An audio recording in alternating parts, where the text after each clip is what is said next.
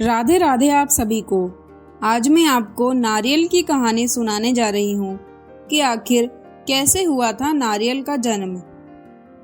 हिंदू धर्म में नारियल का विशेष महत्व है। नारियल के बिना कोई भी धार्मिक कार्यक्रम संपन्न नहीं होता।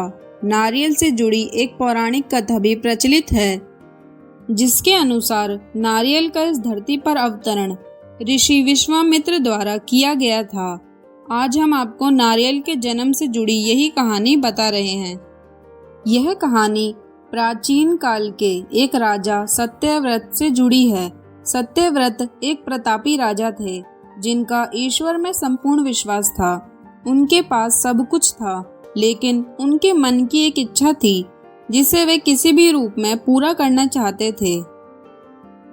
वह चाहते थे कि वे किसी भी प्रकार से पृथ्वी लोक से स्वर्गलोक जा सकें।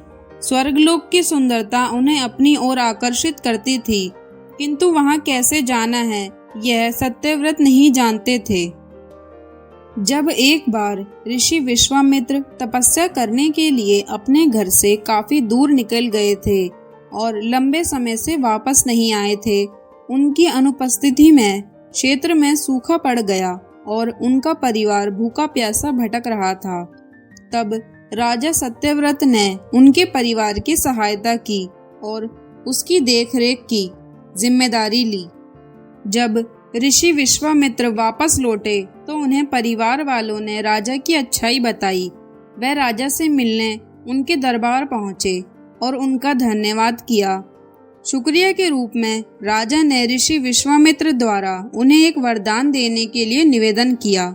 ऋषि विश्वामित्र ने भी उन्हें आज्ञा दी।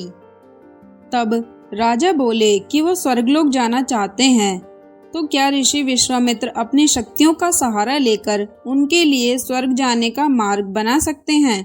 अपने परिवार की सहायता का उपकार मानते हुए ऋषि विश्वामित्र ने जल्द ही एक ऐसा मार्ग तैयार किया जो सीधा स्वर्गलोक को जाता था। राजा सत्यव्रत खुश हो गए और उस मार्ग पर चलते हुए जैसे ही स्वर्गलोक के पास पहुंचे ही थे कि स्वर्गलोक के देवता इंद्र ने उन्हें नीचे की ओर धकेल दिया। धरती पर गिरते ही राजा ऋषि विश्वामित्र के पास पहुंचे और रोते हुए सारी घटना का वर्णन करने लगे। देवताओं के इस प्रकार के व्यवहार से ऋषि विश्वामित्र भी क्रोधित हो गए, परंतु अंत में स्वर्गलोक के देवताओं से वार्तालाप करके आपसी सहमति से एक हल निकाला गया। इसके मुताबिक राजा सत्यव्रत के लिए अलग से एक स्वर्गलोक का निर्माण करने का आदेश दिया गया। ये नया स्वर्गलोक पृथ्वी एवं असली स्वर्गलोक के मध्य में स्थित होगा, ताकि ना ही राजा को कोई परेशानी हो और ना ही देवी देवताओं को किसी कठिनाई का सामना करना पड़े। राजा सत्यव्रत भी इस सुझाव से बेहद प्रसन्न हुए, किंतु न जाने ऋषि विश्वामित्र को एक चिंता ने घेरा हुआ था। उन्हें यह बात सता रही थी कि धरती और स्वर्गलोक के बीच होने के कारण कहीं हवा के जोर से यह नया स्वर्गलोक डगमगा न जाए। यदि ऐसा हुआ तो राजा फिर से धरती पर आ गिरेंगे। इसका हल निकालते हुए ऋषि विश्वामित्र ने नए स्वर्गलोक के ठीक नीचे एक खंबे का निर्माण किया, जिसने उसे सहारा दिया।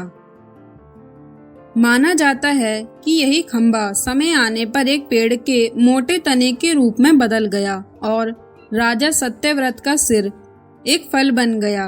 इसी पेड़ के तने को नारियल का पेड़ और राजा के सिर को नारियल कहा जाने लगा। इसीलिए आज के समय में भी नारियल का पेड़ काफी ऊंचाई पर लगता है। तो दोस्तों, यह थी आज की कहानी। कैसी लगी आप सभी को हमें कमेंट कर जरूर बताएं और इसी तरह की कहानियां सुनने के लिए हमारे चैनल को लाइक एंड सब्सक्राइब जरूर करें। राधे राधे।